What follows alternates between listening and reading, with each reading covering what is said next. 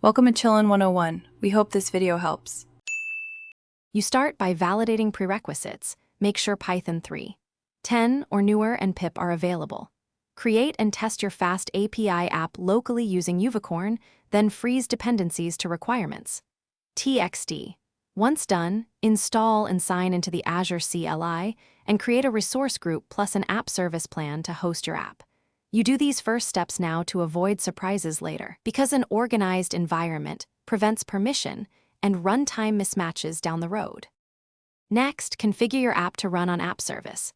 Create a startup command, use Unicorn with multiple workers or Unicorn with Unicorn workers, and expose host 0, 0, 0, 0 and the proper port. Then define the Python runtime in runtime.